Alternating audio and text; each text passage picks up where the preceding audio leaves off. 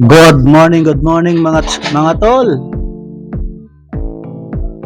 Ride na muna tayo mga tol. Papunta tayo dyan ng Wawa Dam. Alas 5:30 tayo umalis dito sa Marikina. Inagahan natin para maiwasan yung tikas ng init ng araw.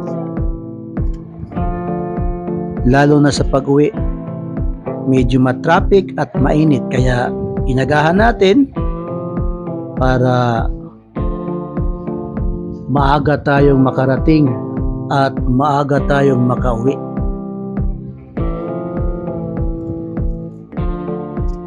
Sa Marikina pa tayo niyan mga tol. Medyo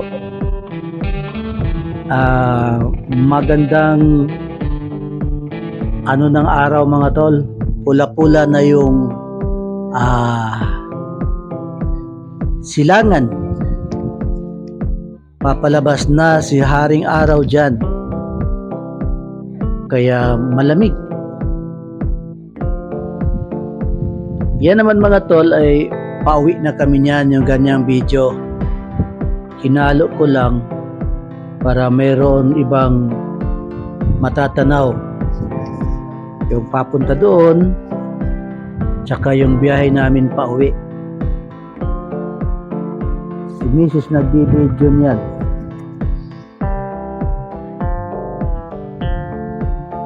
Galing na tayo niyan ng Wawa Dam. Medyo mababa lang ang tubig doon ngayon mga tol, kasi summer. Kaya yung ibaba mismo ng dam, meron na siyang mga cottages at pwede nang magtampisaw doon mismo sa ibaba ng dam. Yan, balik tayo dyan mga tol. Nung tayo yung ongoing pa, papunta pa tayo ng Rodriguez Rizal sa Wawa Dam.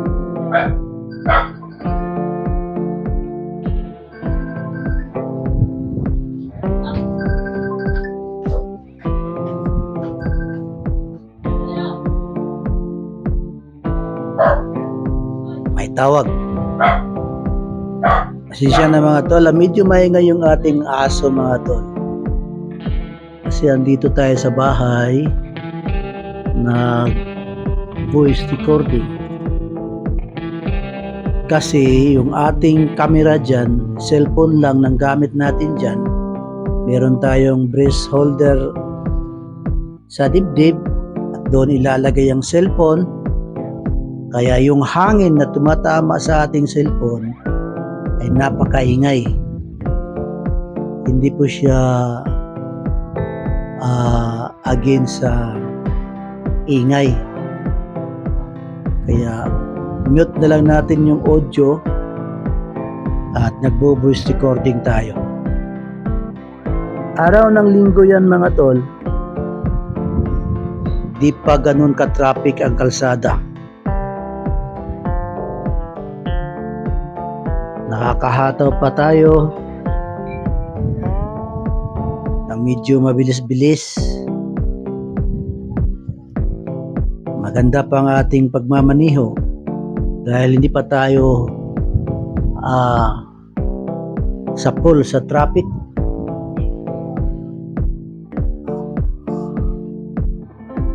Ay, naantok-antok ako mga tol. Patuloy lang ang papanood sa ating mga video mga tol yung ating mga road trip. Yan mga tol, tanghali, mga alas 9 na yan. Noon kami ay pauwi na galing ng Wawa Dam.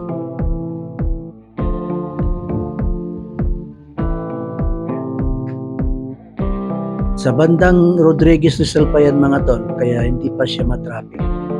Pero pagdating namin sa San Mateo, sus Ginoo, ang tindi ng traffic doon mga tol. Noong alas 9 ng umaga. Grabe. Bagal namin. At ang kalsada dyan sa San Mateo ng mga araw na yan ay merong binobuldos. Hindi pa siya na sapawan ng spalto. Malinis na, wala na yung mga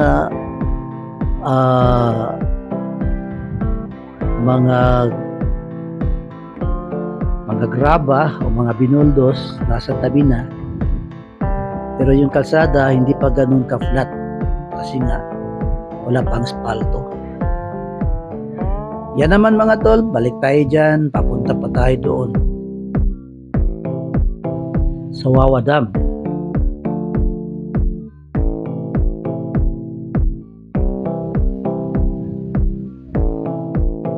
Malapit na tayo dyan mga tol sa San Mateo. Yung kalsada dyan, merong two-way traffic, merong 3, 4, madalas two-way. Isang papunta doon at isang pabalik. At marami ang mga kalye-kalye dyan mga tol. Kailangan maging maingat tayo sa pagmamaniho pagkaganyan.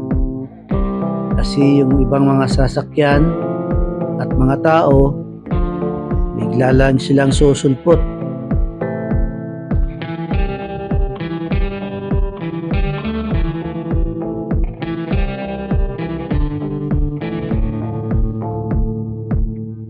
Diyan naman sa Rodriguez Rizal mga tol, hindi pa nagalaw ang kalsada. Maayos pa siya. Yung spalto dati, ganun pa rin. Diyan lang sa may bandang San Mateo, yun yung nire-repair.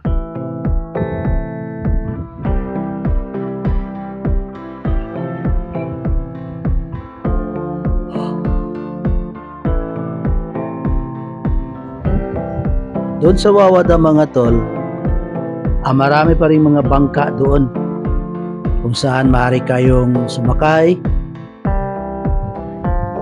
papunta doon sa ibabaw, dahil doon sa ibabaw ang magandang paliguan. Subalit walang ibang tawiran papunta doon kundi sumakay ng bangka. Wala siyang hanging bridge. Yan mga tol, papalapit na tayo dyan sa Rodriguez. Yung kalsada na dyan, matatanaw na natin yung bundok. Bundok kung saan naroon ang Wawa Dam. Yan mga tol,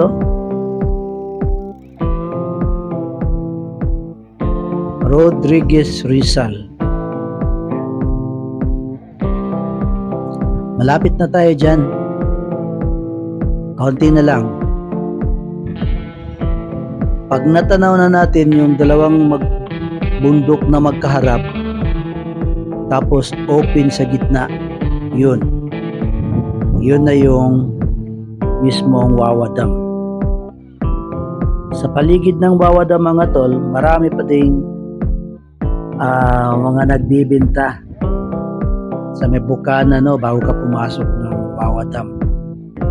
Mga pagkain, tubig, at iba pang mga prutas na maaari ninyong bilhin pag uwi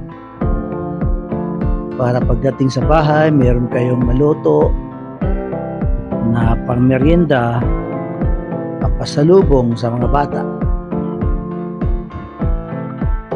Marami pa tayo mga tourist spot na pupuntahan mga tol.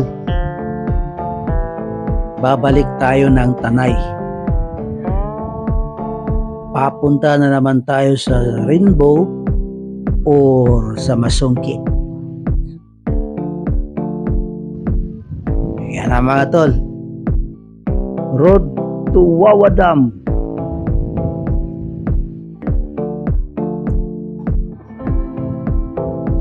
Whoops, padaan po, padaan.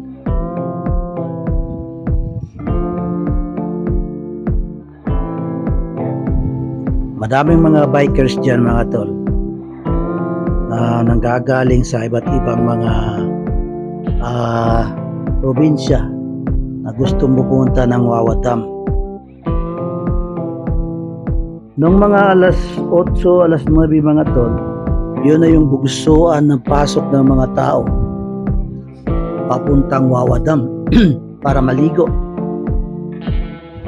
Nung umuwi na kami bandang mga alas 8:30, ang dami na namin mga makasalubong. Ito lang mga pagkain, tubig para kanilang kakanin pag sila ay maligo na. Ang dami. Lalo na ngayon, mainit ang panahon, masarap talaga magtampisaw sa tubig mga tol. Ang katawan natin, mainit, kaya tubig ang madalas nating maisip na solusyon sa init na ating naramdaman. Bukod sa electric fan at aircon, yung tubig, swimming, number 1 na iniisip natin ngayong tag-init. Grabing init mga tol, tindi.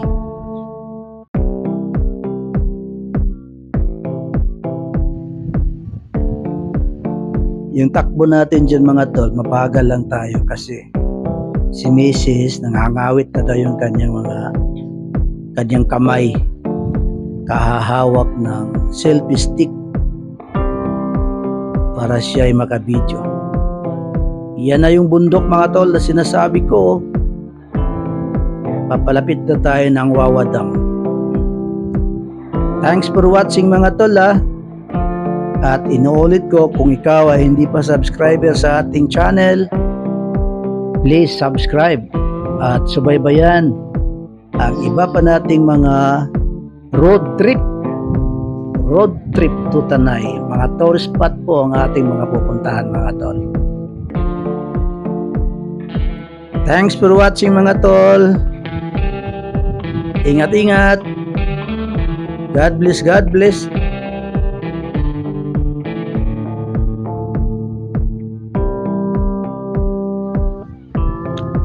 Ang i-transfer na dyan sa Wawa Dam mga tol, 20 piso lang siya per head. Napakababa lang no, doon mismo sa may Wawa Dam na. May mga nag-abang doon.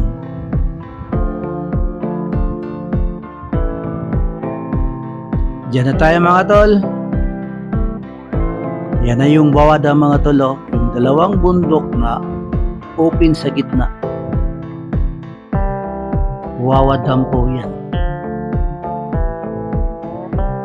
Yun, pasok na tayo sa arko at paparada na tayo dyan. Thanks for watching mga tol. Please subscribe.